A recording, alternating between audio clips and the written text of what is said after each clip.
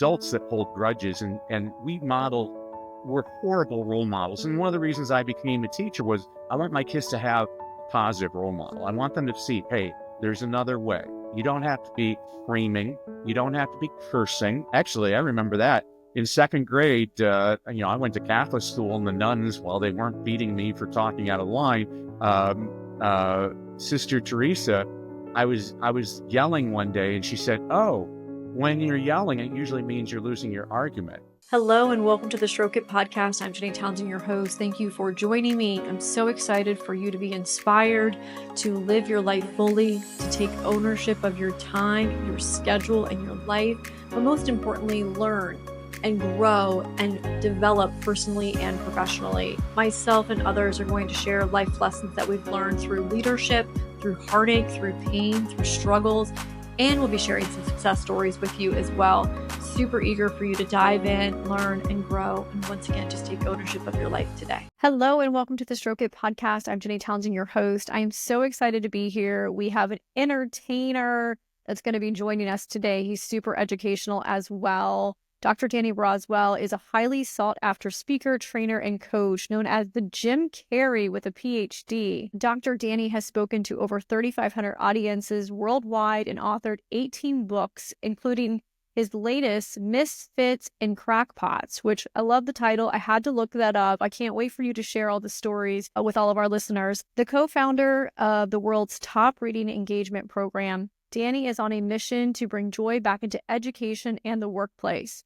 He helps entrepreneurs, individuals, and organizations leverage speaking on stages as a major client lead source. And he is going to be sharing lots with us. Danny, thanks for joining us. Thanks so much for having me, Jenny. And more important, thanks for spreading some joy in the world. You're refreshing in a negative world. I always have to listen to your podcast to bring a smile to my face. So keep it up. Well, thank you. Thank you for that compliment. So before we get into the grit of it, I definitely want you to share with our listeners, like what can they expect to learn from you today? What was your inspiration? What season of life that you're in? For all of you that's listening today, he's in Denver, Colorado. So just share with us what we can expect. Well, I guess I'm a mess to success. My biography should be entitled Pivots because I go through all kinds of different seasons in my life. Over 30 years ago, I was a journalist covering President Bush Sr. in the 92 presidential election. And I had a great job and was getting all kinds of offers from major dailies. And one major daily asked me to work for them for $16,500 a year doing the city beat.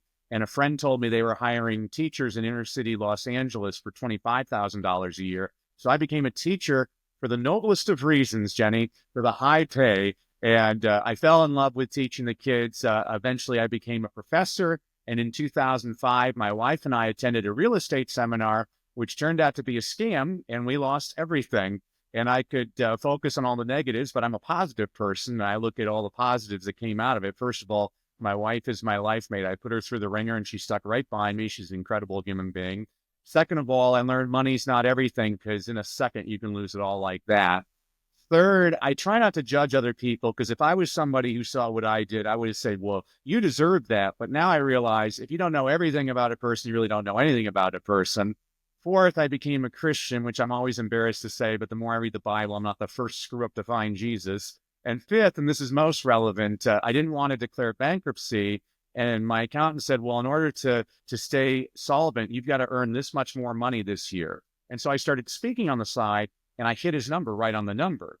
Well, the next year, Jenny, he gave me a much higher number, and I hit that number right on the number. So in year 3, I thought, well, maybe I should set a higher number. And basically during one of the worst economic downturns in American history, I was able to build up a speaking business, which was highly lucrative. And then a thing in 2020 called COVID came around, and people said, well, how's your business doing? I'm like, oh, the way I lost 200 speaking engagements last night because the entire world shut down, that's been great. Well, for years, Jenny, people have been asking me to coach them to speak, and I always resisted. Because as a teacher, I always have a high standard for my students. I keep you accountable and I want you to succeed. Well, it's turned out to be a total joy because I work with a lot of very motivated entrepreneurs and business people who actually do the work. And I absolutely love helping people who might, most of the people, I do work with some speakers, but most of the people I work with are looking for ways to grow their business. And I'm a big believer in that speaking effectively is the fastest way to grow your business. So that's a very long answer to your short question, Jenny. I absolutely love it. So I want to tell you a couple of things just based on your bio and your history. So my mother-in-law, who just passed away this past month, was a teacher for 37 years in the school system. I own a music school, so I work with a lot of teachers, and my world is education. I am not a musician nor an educator, but I have a passion for creating opportunities for individuals that want to make a living teaching music, and then for all of those students as well. And we are performance-based. So we're all about getting those students onto stage at an early age where they can work on their stage presence, their confidence, commanding a room, and all the things. So if you come to Sarasota, where I live, I definitely want you to come check out my music school, Music Compound. And speaking of stages, I referenced this earlier, but Brian Tracy, I just saw him speak on stage just 2 weeks ago in Orlando at a conference with one of my coaches. So Brian is an amazing. I'll tell you a story about Brian Tracy. I had never met Brian Tracy, and the book that I would love to give to your audience, Read, Lead, and Succeed. I wrote him a letter and just asked him for an endorsement. And within 48 hours, he had given me an endorsement. This is a person I had never met who was at the top of his field. Jenny, I have close friends who still have not written me a testimonial. And yet Brian Tracy, the Brian Tracy, had the time. And there's a very important lesson there. That's why he's at the top of his field. yeah, 100%. He was saying that he's going to have almost 100 books by the end of like this year or next year as well. So very motivational. So the book that he wrote the endorsement for, can you tell us about that book? And then I'm going to ask you about the other book too. Well, the Read, Lead, and Succeed book, that's a book I wrote for an elementary school principal who was trying to keep his faculty and staff positively engaged. So I said, okay, I'll write you a book. So every week I give you a concept, an inspirational quote, an inspirational story, a book recommendation on a book you should read, but you're probably too lazy because you're an adult. So I also give you a children's picture book recommendation, demonstrates the same concept. You read that in 5 minutes, because really my passion, I think schools do an adequate job of teaching kids how to read. But the question I always ask people is, what good is it teaching a kid how to read if they never want to read? I teach kids why to read, because I've never had to tell a kid, go turn on the TV. I've never had to tell a kid, go play a video game. And I never want to have to tell a kid, go read. I want them to choose to do it on their own because they love it. And there are simple strategies I share when I'm training teachers and parents on how to get your kids to become readers for life.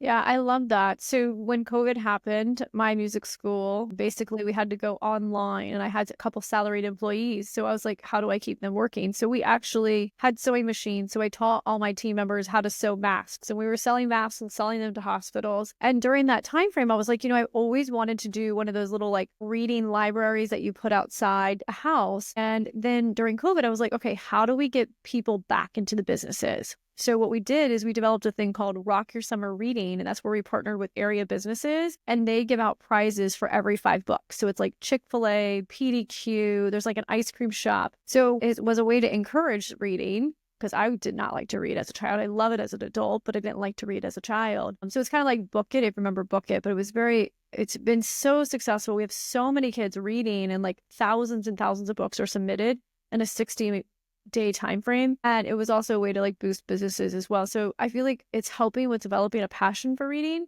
like similar for music. It's like developing a passion for practicing, but they have to develop it within. We can't tell them to do it, otherwise they won't.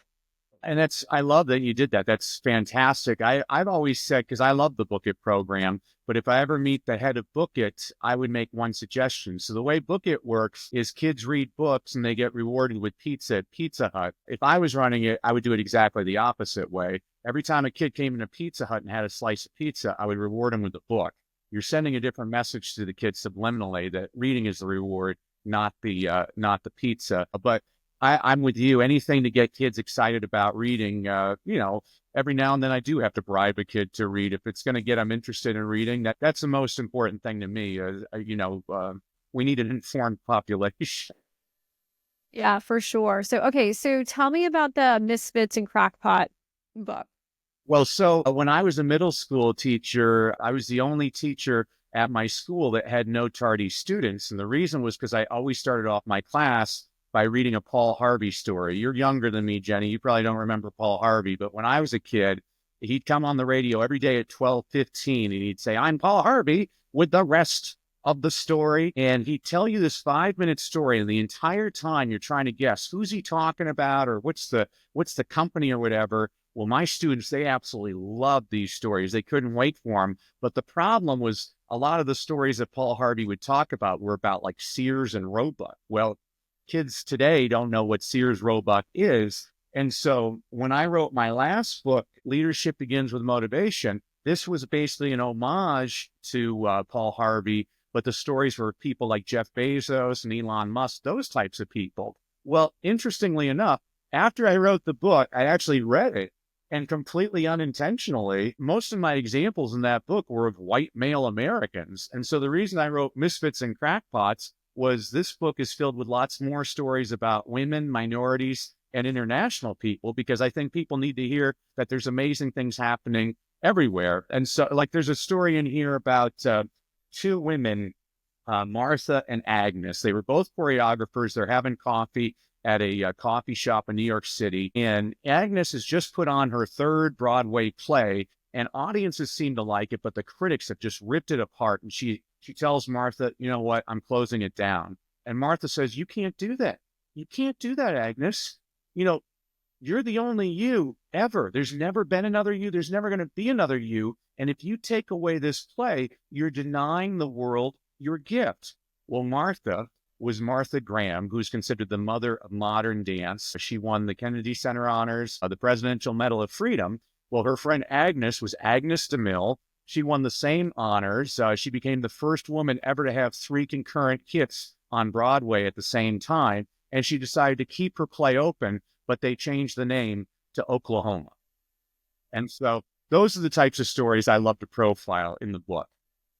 I love it. I love it. And what was the book that you mentioned, the title of the book that you wrote for the teachers or for the principal? That one is called Read, Lead, and Succeed. Cool. I want to get that for some of my team members as well, because I'm always encouraging them to read, but they don't want to read any of the books. I'm like, well, try the podcast, But anyway, so maybe that will motivate them. Leadership is motivation. So all right, awesome. Well, let's get right into talking about the stakeholders that you chose when talking about stroking them. You chose employee, friends and family, and employer, it looks like. So anyway, so I would love for you to talk about the employer first and how entrepreneurs and business leaders can create more effective presentations. Well, the most important thing, because everybody's a leader, even if you're just leading yourself, everybody's a leader at heart.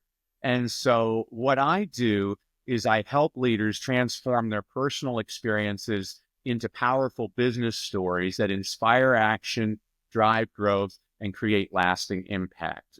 I work with people, some of them, I'll give you an example. When I used to cover the president, he would give the same speech like 20 times a day. He called it a stump speech. The purpose of a stump speech was to introduce himself to new audiences. If you watch superhero movies, they'll call this the origin story. In his book, Start With Why, Simon Sinek would call it your visionary statement. The company I co-founded with Coach Jimmy Hayes Nelson, we call it the well-crafted story. You can call it peanut butter and jelly. They're all the same thing. This is how you introduce yourself to new audiences, and we can only measure your success in one way and one way only. Now, this is a big mistake a lot of people make, is they get excited because they give a speech and people applaud them, or people come up and say, "You're a great speaker," which is all fine and good. That's fantastic. But the only way that I actually judge the effectiveness of your presentation is your audience willing to take the next step with you. Now, that can be an unpaid next step, like subscribe to my podcast or book a free call. It can be a paid offer, like buy my product or invest in my coaching program. But we're measuring how many people decide to do that with you. And the way you tell stories, I judged about 7 speakers earlier this morning, and I told all of them how they could improve their presentations. I'll give you an example. Jimmy and I were working with a financial planner a few months ago named Richard. And Richard's very successful in financial planning. He started his presentation. He said, "Well, I've been in this business for 30 years and I've made my clients over $1 billion, and I've worked with this famous person and this famous person." And I said, "Richard, stop. What are the 3 most important parts of real estate? Location, location, location. It's all right to brag, but you're doing it in the wrong part of your presentation. when you connect with an audience, here's a ninja strategy for everybody watching and listening right now. Don't share your successes, share your failures, because not everybody in your audience has succeeded, but they've all failed. And the more you talk about your own failures, the more they're going to empathize with you, because they're going to see that you're exposing your own personal vulnerability. And so we changed Richard's presentation to now he starts off his talk where he talks about the very first client he put, and he made one mistake after another trying to get the client. It's amazing the person actually even decided to hire him. But this is the interesting thing, Jenny. Richard, the way he gets clients is a couple of times a week, he invites 15 couples at some steakhouse, and he does the presentation. They get free steak. And he said that he always noticed that the guys usually has his arms crossed. The husband is like, oh, what's this guy trying to sell me? Because that's what he's trying to do, is get people to invest in him. Well, now that he's changed the story, he noticed that same guy is patting his knee and laughing hysterically. And he went from booking 6 of those 15 people to a phone call to now he gets on average 12 out of 15. He was able to double it. And it was just a simple tweak. Most people, they don't realize there's simple tweaks you can put in a presentation. And that's, Coach Jimmy, my business partner, we call ourselves the professor and the poet, because I come from an education background. I'm all research oriented and figuring out how we can increase your numbers. And Jimmy, on the other hand, he comes from Broadway. He's giving you stage presence and stuff. And he calls himself the story chiropractor. I think we're both story chiropractors. Is what can we do to fine tune your speech? For example, I do a lot of humor in my presentations. And so people will often ask me, well, Danny, can you add some humor to my talk? So, I was working with an engineer from Silicon Valley. Now, engineers are kind of introverts. They're not Mr. Personality, whatever. And so this gentleman was an Indian engineer at a major company, and he looks at me. He's like, Danny, you have to help me. I cannot connect with my audience. They don't think I'm funny or anything. So he had a very difficult name to pronounce. I'm not going to give you his real name, but his name was something like Shabunakar Majahardin. And so now he starts his presentation. He's like, hello, my name is Shabunakar Majahardin. Yeah, I sure hope I'm pronouncing that correctly. And all it does is it gets people to smile and be like, oh, this guy, he's a good guy. He's somebody I can connect with. And that's all we're trying to do in a presentation. You can give all the information you want. The big mistake I see most people do is they overteach in their presentations. The purpose of your presentation is to get the second date. You need to connect with these people. What are you doing to get people? Like when we work with politicians, they're trying to get votes. And so why would a person vote for you? If I'm working with a pastor, they're trying to get people to write a tithe check. So how do I get those people to connect with me? If I'm dealing with an entrepreneur or a business person, they're trying to get more customers. So how do we judge the next step? And the next step is all that we should measure an effective presentation by. Right. So when you're talking, just because I own a company, so I just want to go there really quickly. So a lot of times when I meet people and I'm interviewing them to hire, to bring on board, obviously it's about like sharing the vision, and then I share the story of how I got into it as well. But for other business owners out there, and we're in the recruitment stage of the presentation, what are some tips and tricks that you would tell us to do? I mean, do we just open up and tell them how we failed and that's how we started our companies, or should we tell them the vision and explain that to us? You shared a strategy right there. It was, of all people, it was Joseph Stalin who said 1 million dead is a statistic, 1 dead is a tragedy. Translation, facts tell, but stories sell. It's all the story. How are you going to become more memorable? I'd read the actor Michael Caine's autobiography. And he made a fascinating statement. When he first started out as an actor, casting agents would never call him back. And so what he did is he bought these big, thick-rimmed glasses, even though he didn't need them. And all of a sudden, casting agents were like, oh, who's that guy with the thick-rimmed glasses? And he started getting roles that way. What are you doing to be memorable? I guarantee the 7 people I watched today, when they were speaking, the ones that stood out were the people that actually told stories, and the best ones were personal stories. So, really what I always tell people is there's 2 ways you get better at speaking. First of all, you got to watch a lot of speakers. I mean, I watch televangelists, I watch politicians, I watch comedians, I watch them in front of big groups, in front of small groups, in front of men, in front of women. Here, I'll give you a ninja strategy. I watch a lot of televised award shows. because when the person wins the Academy Award, they only have 45 seconds to make a speech. Now, most people waste their time. They get on stage and like, I want to thank God, I want to thank the Academy. It's stupid. Nobody pays attention. But every now and then, a person does an amazing job of connecting. So I'll give you an example. A few years ago, there was a gentleman by the name of Joe Walker who won the Academy Award for Best Film Editing. Well, this is the Academy Awards. The important people in Hollywood are in the audience, all the actors. And you can see they're not paying attention. This is film editing. And Joe Walker gets on stage. He's British. He speaks very slowly and deliberately with his Oscar. And he says, a lot of people don't know this, but when phrased properly, the term Academy Award nominee can be used as an insult. Well, now the camera pans the audience. You see people leaning in like, what's he talking about? And he says, for example, yesterday I got in an argument with my 17-year-old daughter, and she said, well, Academy Award nominee Joe Walker. All of a sudden, you see everybody laughing. He gets off stage. Denzel Washington wants to meet him. Sandra Bullock wants to meet him. Brad Pitt wants to meet him. Time magazine said it was one of the highlights of the Academy Awards.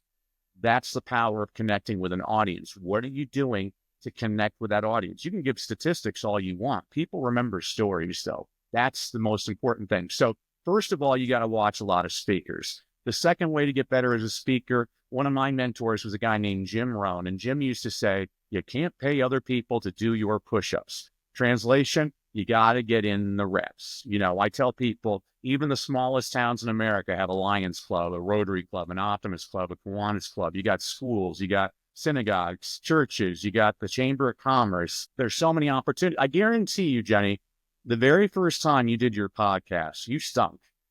And the second time you did your podcast, you stunk. But you didn't stink as bad as the first time. And now you've been doing it for a while, so it's very comfortable. You know exactly where to go. It's the same thing with speaking. You build up that confidence with the reps. And so I, for one, when I'm working with clients, I say, you need to get those reps in first, because God forbid Oprah Winfrey wants to interview you. If you haven't practiced 100 times, you're not going to use your time the proper way. It's the practice. I had a woman come up to me after a presentation. I'd answered her question phenomenally. She's like, oh, I could never do what you do. I mean, the way you were able to answer that question. And I said, hold up.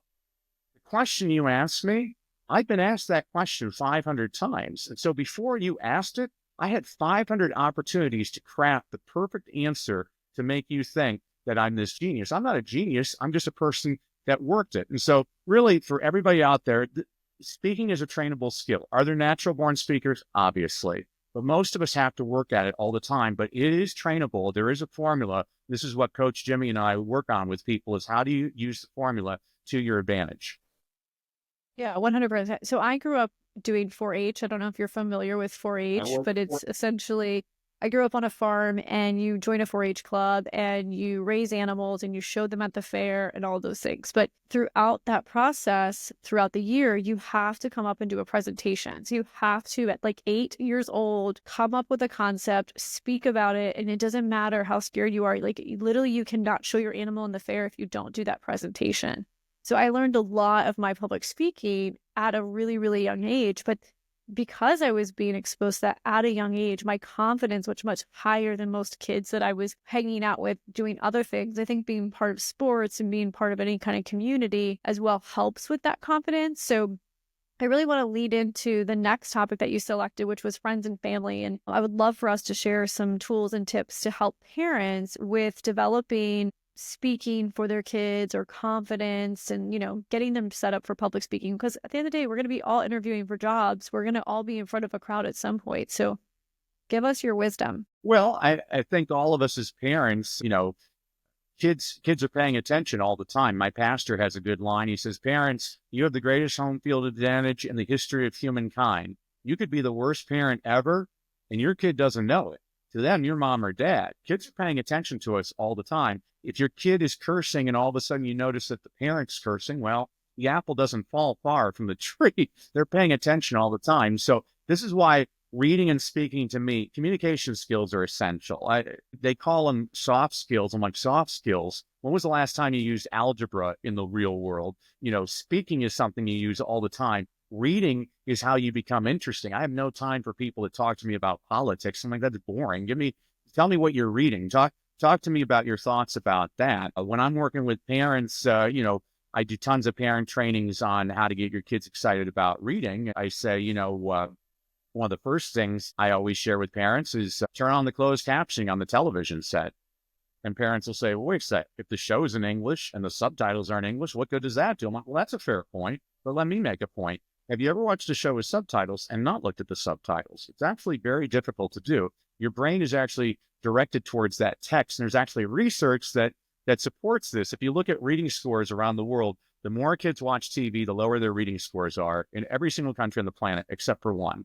The country where kids watch the most TV also has the highest reading scores in the world. It's Finland. People always ask, well, how can that be? I'm like, well, because Finland makes really bad TV shows. And so what they do is they import all these old American sitcoms like Happy Days and Good Times, and they have to translate them into Finnish. The kids are reading the subtitles all the time. So that's a quick strategy. I used to challenge dads. I work a lot with dads. I'm like, hey, dad, you want to know why your kid likes football so much? Because that's the only time you spend with them. If you spent your time reading with your kid would be a reader. The kids are watching us all the time. And so here's a simple thing I do I have 3 kids. And so we have book dates. And so I have different books that I read with all 3 of my different children. They're older now, so my oldest daughter, she's into Game of Thrones. And so we're reading Fire and Ice by George R.R. Martin. I'm not exactly excited about the language or some of the situations in the book, but I'm a big believer in getting the kid excited about reading. So we read that. My son loves anything to do with military history and wars and stuff.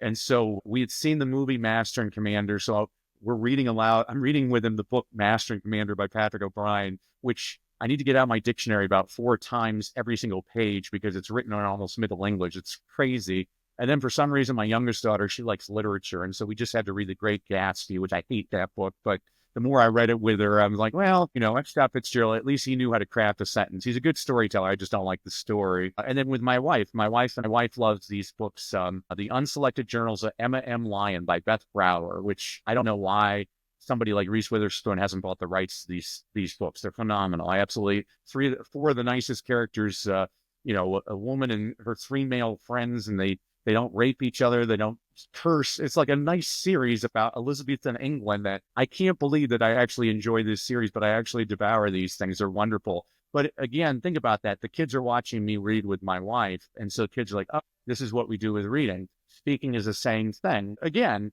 speaking is a skill. I was speaking in India. This is in 2018. I spoke at a school, got the kids all pumped up. And the kids are coming up to me afterwards saying congratulations and all of that good stuff. Well, then one little boy, he's about 6 years old. He looks up at me and he's crying. And I notice he's missing his left arm. And he looks up at me and he's like, well, how can I succeed? And so I crouch down, I get to his eye level. I'm like, when I was your age, I went to 18 different schools before I was 12 years old. Everybody called me stupid because I stuttered. And eventually I went to a school, and you'll love this story with your background. I went to a school where a teacher worked one-on-one with me, and she would sing things to me. And I found I could sing them back without my stutter, kind of like the movie The King's Speech. And eventually I lost my stutter and I became a swan. But I looked at that little boy and I said, isn't it interesting that the little boy everybody said was stupid because he couldn't talk right now gets paid ridiculous sums of money to travel the world to do what? And he gets the biggest grin on his face. He's like, speak. I'm like, don't let anybody ever tell you what you cannot do. The only things you cannot do are the things that you limit yourself to. You are capable of anything, which is, I get passionate about this. This is why I was a teacher is, I've been blessed my entire life, Jenny, with people who believe in me. And I used to always say that to my students. I'm like, sometimes you need somebody else to believe in you before you believe in yourself. I believe in all of you. They only give me the best and the brightest. And let's go out and make this world a better place. And I truly believe that. Every kid I'm looking into their eyes, I'm like, Jenny, she might be the first female president of the United States someday. I want to be the person that motivated her to do. I get excited about this stuff. I wish that other teachers would have your philosophy and your mindset, because I do believe there is a pretty high number of teachers that don't believe in their students or lack faith in their students. Or, I know for me personally, I had a past teacher of mine walk into my music school one day.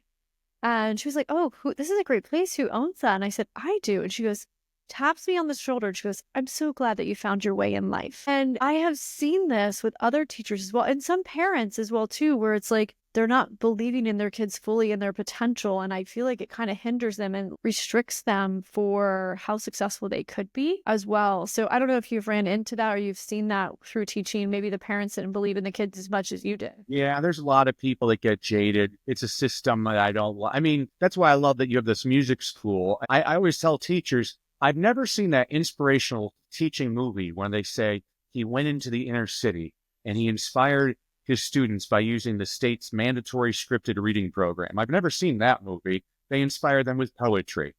They inspire them with music. They inspire them with writing and with acting and things like that. And so, and you already gave a great example of this, Jenny. I've always thought the most important part of school are like sports, future business leaders of America, DECA. There's so many great things that those so-called, we said this already, the so-called soft skills are the skills that you need the most in life. You don't need, this country's crazy. I'll just say it right there. We're crazy. We graduate kids with calculus, but they don't know how to balance a checkbook. I'm not saying calculus isn't important. It's very important. But I think balancing a checkbook, Congress could learn a thing or two about balancing a checkbook. We need to kind of pay attention to, I think kindness should be taught in school. It's very important to me. I started off as a history teacher, and the first two things I teach people when I teach history, the first one is history books are usually written by the winners. Every event in history has multiple points of view. And in this class, we're going to learn to listen to different points of view. We might not agree with one another, but we're going to be respectful of one another and listen to one another. And then the second point I make that with my students is my job as your teacher is not to teach you what to think. It's to teach you how to think. You should be questioning everything, even me. If you disagree with me, I want you to disagree with me, but you're going to do it respectfully. If we could just teach people these, and look at the adults. The adults I actually wrote a letter recently to the Alday Times because they said the president and Congress were behaving like children. And the gist of my letter was that is such an insult to children because kids get over it. It's adults that hold grudges, and we're horrible role models. And one of the reasons I became a teacher was I want my kids to have a positive role model. I want them to see, hey, there's another way. You don't have to be screaming. You don't have to be cursing. Actually, I remember that in second grade, I went to Catholic school, and the nuns, while they weren't beating me for talking out of line, Sister Teresa, I was yelling one day, and she said, "Oh, when you're yelling, it usually means you're losing your argument. People that are winning their argument stay calm." I'll never forget. That was like half a century ago. I remember that, Jenny. I mean, that's what a powerful teaching moment. I was like, wow, what a powerful teaching moment. So I agree with you. I used to walk around and I made sure I was blessed. I've had people encourage me in my entire life, and I would make it a point. I actually wrote it down every day how many times I encouraged kids. I had 33 kids usually, and so I had 3x5 cards for every one of them. And so every day I would focus on 7 kids. So throughout the week, I'd cover all 33 of them. But on that day, I had to give them 10 encouraging comments, and I would keep track of it. So I'd be like, hey, Jenny, I love how you debate your classmates. You're so respectful. I wouldn't be surprised if you're on the Supreme Court someday because you're really good with litigation. Well, I've just planted a seed in your head. Well, maybe I can become a Supreme Court judge. Aim high. Look at everything you've accomplished, Jenny. How much more would you have accomplished if somebody was saying, Jenny, you're going to own a music school someday. You're going to have a international podcast that's going to reach people that you never even dreamed of meeting. What an accomplishment. You did something most people yap. I hear people yap all the time. They gripe, and they're just part of the problem. You're part of the solution. What'd you do? You create a podcast. 99% of Americans don't do anything. I won't just say Americans, everybody. People love to talk, but they don't do anything. This is what always made me fear coaching people is I don't want to be around it. Some people find fulfillment. Oh, I accept your check and I'm your coach. That's not fulfilling to me. Fulfilling to me is I want you to succeed. I want you to far exceed anything I've ever accomplished. I get excited when my students do things that I never could have done. I don't know. I'm sorry. You got me on I'll get it. No, absolutely. I love the excitement. I think everything you're saying is encouraging. It's giving us things to think about, things to consider doing as well. So if we did have a parent or a teacher, and you may say something different to each one of those, so feel free to separate those. What would be 1 or 2 things that you would tell them that they could try to encourage their child or student to become a better reader or better speaker? Well, in terms of speaking, so my youngest daughter, Samantha, she's involved in Future Business Leaders of America, where they give speeches. And so every now and then I get to watch the kids. I like to give the kid, I'm like, well, this is what I do for a living. If you'd like, I can give you feedback. And this is actually something I always say, like what I'm saying, you can either accept it as criticism or you accept it as feedback. I'm giving it to you as feedback. Some people, they get defensive. I'm like, well, that's fine. But the people that really want to go the next step, those are the people that they accept it as feedback. And there's a couple of things I see in a lot of presentations, especially with kids. Kids will try and memorize things and they go really fast. And I always tell them, slow down. The information isn't as important as the connection. I don't think I've ever shared this on a podcast, but I'll give you a ninja strategy. I've actually never written a speech in my life.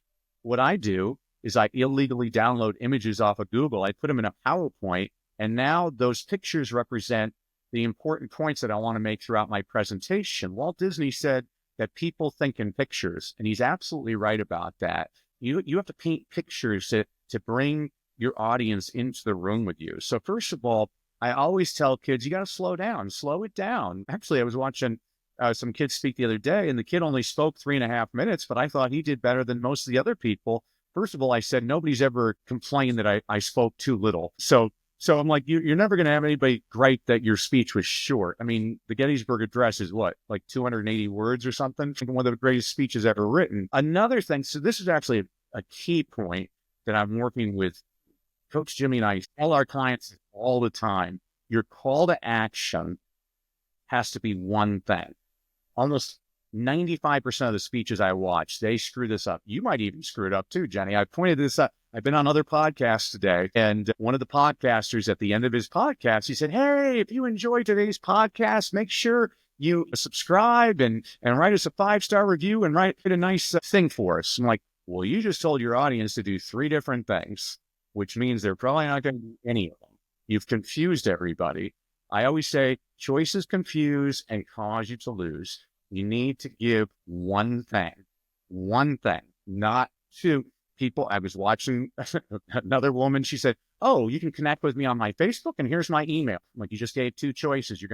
You've just decreased the number of people that are going to take action. The research demonstrates this all the time. You're about to say something, Jenny. I was just going to say, I always close with, send this to 5 friends and consider giving a review. I'm not going to say the review. I'm only going to say, send this to 5 friends. That's all I want you to do. Oh, you're a great student. I love it already, Jenny. It's the truth. You'll be amazed. Check your numbers. I always tell, I said this to it, since I work with a lot of engineers, they speak in a different way. And so one of my friends, Davey Tyberski, he gave me a great line, which I use all the time, is don't get mad, get data. Let's look at the data. Does your number go up? That's how you see, is this efficient? Right, 100%. Well, thank you for all those tips regarding parenting as well, and teachers too, because I just think that, teachers can be so inspirational. They can be so encouraging, but I think sometimes they can be discouraging as well. So thanks for being an encouraging instructor. I do appreciate it. So, okay, so let's talk a little bit about the employee and how we can enhance individuals through our communication skills. As a leader, you have one job. It's to create other leaders. And so if I'm an employer, I'm encouraging my employees every single day. My team from my different companies, at least once a week, I'm either sending them a text or a video text, or we're talking, and I'm telling them all the great things that they did. If there's one point of criticism I have, I like to gently I like to get my way with honey instead of vinegar. I find it works a lot better that way. And I used to do that with parents when I was a teacher. I had a policy. It was 4 positives before I ever got to a negative, because the worst word in the English language is but. Because when you hear the word but, that basically means everything that came before it was meaningless. And that's how people take it. Yeah, we use the compliment sandwich component at our school. Yeah. I don't know what your thoughts are on that. I'm happy to hear that too. Yeah, again, I work with leaders all the time. I have pet peeves. I was at a presentation. The guy said he's a servant leader. And I said, well, that's just being redundant. A leader by definition is a servant. one of the greatest leaders in history, has one of the best, I think it is the best-selling book of all time. He had 12 guys that followed him everywhere. And, he's inspired more movies and television shows and songs than anybody in history. He was a pretty darn good salesman. His name was Jesus Christ. And his leadership skill was exactly what I'm telling you. This isn't news. If you ever read the Bible, which is actually a really cool book, all Jesus does to make his points is he always gives a story. He's always frustrated with people because they can't figure out what he's talking about. He's like, okay, let me tell you a story. This dude is hurt on the street, and this guy passes him, and this guy passes him, and then this Samaritan of all people, he decides to stop and help the guy out. Well, he's always teaching in stories, because every time I read the Bible, I realize how dense I am. And I'm not trying to give a sermon here. I respect people of all beliefs. I'm just saying that's actually, I'll give you a different story. So of my many positions, I'm a visiting distinguished professor at the American University in Cairo. Say that 5 times fast. And so whenever I go to Egypt, I like to do trainings with parents around Cairo. And so the last time I was there, I went to an Islamic school. And I was kind of tense. I was like, I don't know, a Christian guy teaching a whole bunch of Muslims. Well, this was a parent training, Jenny. At 2:00 in the afternoon, 400 parents showed up.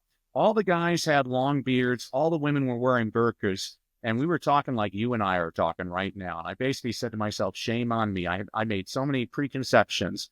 And so I started off my presentation. This was, again, to get them excited about getting their kids reading more. And so I said, so I was reading a book the other day. Have any of you ever read the Quran? And they all start laughing. I said, well, the story then in the Quran about the angel Gabriel appearing in the cave to Muhammad. What's the first instruction Gabriel gave to Muhammad? Because the first pillar of Islam is to read. And so I looked at the parents. I said, oh, so what it's saying is not only should you get your kid reading, it's actually your most important responsibility is to get your kid reading. And all of a sudden I had 400 heads nodding in agreement. I'm like, oh my gosh, who would have thought the Christian dude's greatest audiences are Muslims? I mean, I love speaking at Muslim schools. They're absolutely my favorite schools, but it was such a great experience for me, Jenny, because I actually have a Post-it on my desk, and it's my favorite Post-it. It asks, what if I'm wrong? I need to stay open-minded. This is why I don't watch the news anymore, because people have an agenda. I'm like, you've already made up your mind. So why are you just yelling? There's nothing interesting. I like people disagreeing with me and having a cordial conversation and listening to their viewpoint. I might not agree with it ever, but sometimes I let it stew in my head for a couple of days. I'm like, let's talk more about that. That's an interesting point of view. You might be onto something there. That's the only way I'm going to get better. I mean, heck, you keep on doing the same thing all the time, you always get the same results. So I've learned it's the same reason people hire me is they realize they're stuck. Well, we need more clients. Well, let me get Coach Jimmy and Dr. Danny to come help us out. I mean, that's what people, you went to see Brian Tracy. It's the same thing. And people that are successful, they hire coaches. I mean, you look at Tiger Woods. Tiger Woods, greatest golfer in the world. He has a putting coach. He has a driving coach. He has a mental coach. Maybe the guy should have invested in a relationship coach, but, he understands the value of a coach. I have coaches. People, like I have a marketing coach. I've had speaking coaches. I've had leadership coaches because I see the value in that. It's the same reason people hire Coach Jimmy and me. We're like, a guy was asking the other day, he's like, well, how much do you charge? I'm like, well, you can't afford us probably. We're really expensive. We're probably the most expensive people out there. He's like, why would you say that? I'm like, why wouldn't I say that? I value myself. If you want a Walmart coach, go to the Walmart. Let's see what kind of coach. Quality costs things, but if you get one idea that makes you millions of dollars, what's your return on investment? They don't think that. Successful people think in a different way. It's the same reason when I read a book, if I get one good idea from that book, the book was worth my entire time and investment. So I'm sorry. Again, I went off the rails, but I get passionate about this stuff. No, I love it. So let's talk about a couple books that you would recommend leaders start reading. So if they are leading people, own companies, leading families, what are some top 3 books that you would recommend to anybody that's wanting to lead better? One of my favorite books, one of my mentors was a guy named Jack Canfield. And Jack is probably best known as he was the co-creator of the Chicken Soup for the Soul series. But he has an incredible book called The Success Principles, which when I read it for the first time, I had a different coach at the time, and I called him up. I'm like, I just read the Success Principles. He has a $25,000 coaching program in a $20 book. The stories are amazing. The teaching points are right on. I would have paid $20 just for his suggested readings at the end of the book. And I said, I'm making it my mission to meet Jack this year. And I'm a person who does things. And I had an opportunity to meet him. I actually canceled a speaking engagement just so I could meet Jack.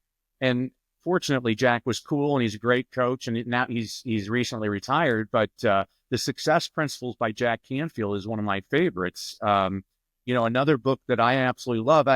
It bums me out. He used to be the editor of Success Magazine. I always devoured Success Magazine when he was the editor. His name is Darren Hardy, and he has a couple of books out, but the one I love is The Compound Effect.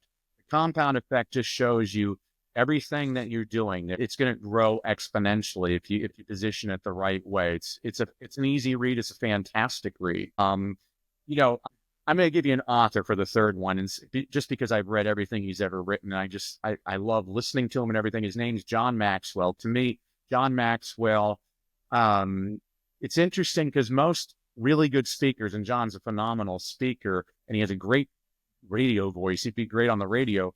Most great speakers, when they write the book, the book is whatever. I'm like, how John has the ability, not only is he a great speaker, but I love his books because he's really good. He writes the way I like to write, which is stories like, oh, here's a cool story. I'm like, oh, that's a neat story. So if there was three books, obviously the Bible, there's some really good leadership advice in there, but most people are familiar with that one. So I'll give you those three books. Darren Hardy for The Compound Effect, Jack Canfield for The Success Principles, and anything. I would start with the 21 Laws of Leadership, or maybe it's the 21 Irrefutable Laws of Leadership by John Maxwell, but anything he's written. And all three of those guys, you can Google them on YouTube and watch them speak. They're all great speakers also.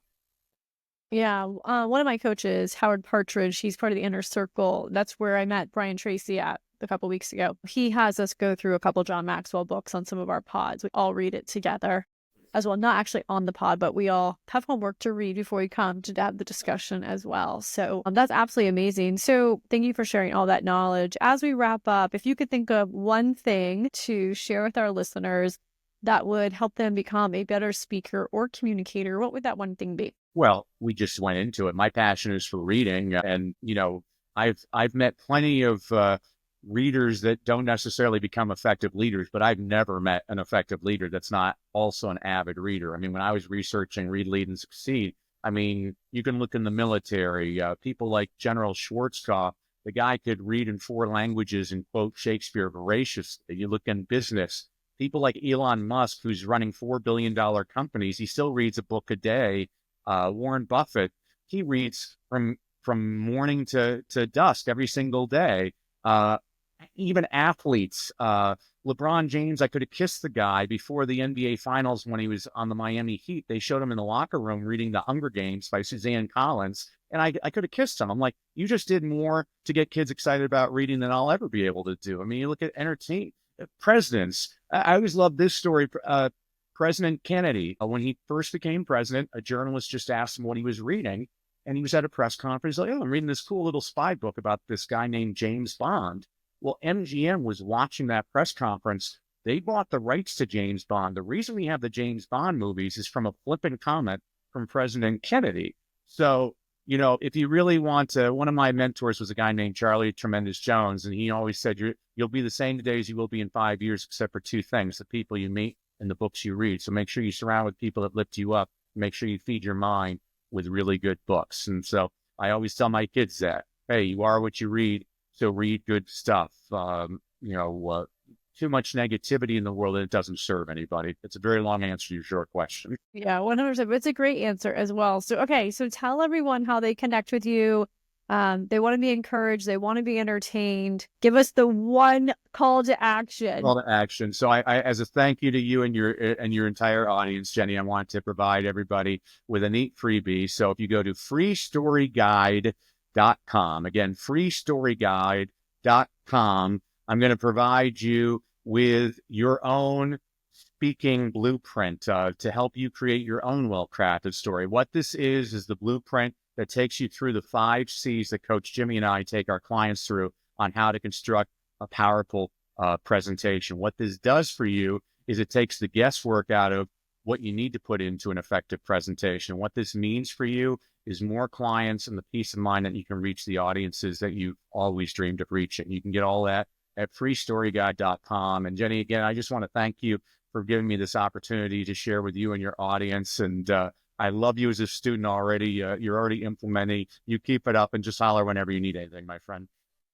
Awesome. I definitely will. Thank you so much. And if you come to Sarasota or you come to Florida, please call me because I want to bring you to my music school as well. So, and plus we have lots of friends and we have lots of families that could benefit from you. So maybe you'll be speaking on my stage in the future. Sure. Thank you all for tuning in. We're really, really excited for you to be here with us today. I'm only going to ask you one thing, and that is to forward this to 5 friends in the near future that you think could benefit or that would connect with Dr. Danny and the message that he was sharing here with you today. Thank you so much for tuning in.